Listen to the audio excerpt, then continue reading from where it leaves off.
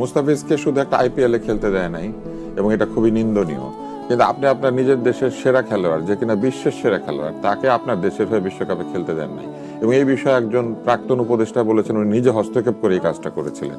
আইসিসির নিয়ম অনুযায়ী বোর্ডের কার্যক্রমে কোনো মন্ত্রী কিংবা কোনো সরকারি লোক হস্তক্ষেপ করতে পারে না।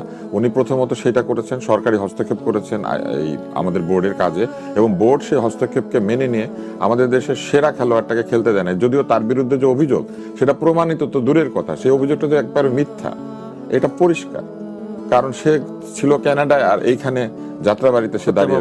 হ্যাঁ, তো এই ধরনের একটা বিষয়ে দেশের সেরা খেলোয়াড়টাকে আপনি বাংলাদেশের হয়ে খেলতে দেন নাই বিশ্বকাপে, বিশ্বের সেরা, শুধু দেশের মেসেজ আমরা ক্যারি করতে পারি। এবং এটা কি ইনসাফ? মুখে ইনসাফ বললে হবে? সুবিচারকে আপনি বদল করে দিলেন, উর্দুতে হিন্দিতে ইনসাফ না ইনসাফ বলতে শুরু করলেন। এটা কি ইনসাফ হইলো? এটা জাতির প্রতি ইনসাফ হয় নাই। কারণ ও 10টা রান করলে বাংলাদেশের নামের পাশে 10 লেখা হইতো, ওর ব্যক্তি হইতো না। এটা বিশ্বকাপে ব্যক্তি খেলে না, দেশ খেলে। দেশের প্রশ্নে এই যে এই কাজটা যে করা হলো, এই কাজটার কি হিসাব হবে?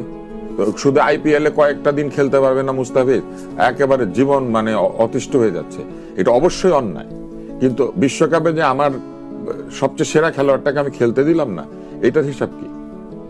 এটার উত্তর কেউ দেন। এই ক্ষেত্রে আমি এবং এটাকেই বলে নির্লজ্জ দলীয়করণ, এটাকে বলে দলীয় বিচারে নাইনসাফি করা। আপনি ছাত্রলীগ করলে, একটু আগে আপনাকে জিজ্ঞেস করছিলেন না আপনি, ছাত্রলীগের সবাই নাকি দোষী না, তাইলে এই সেরা খেলোয়াড়টাকেও তো এইভাবে আমরা বিবেচনা করতে পারতাম যে এখনো তো প্রমাণিত হয় নাই, খেলতো, আমরা খেলতে দিলাম না।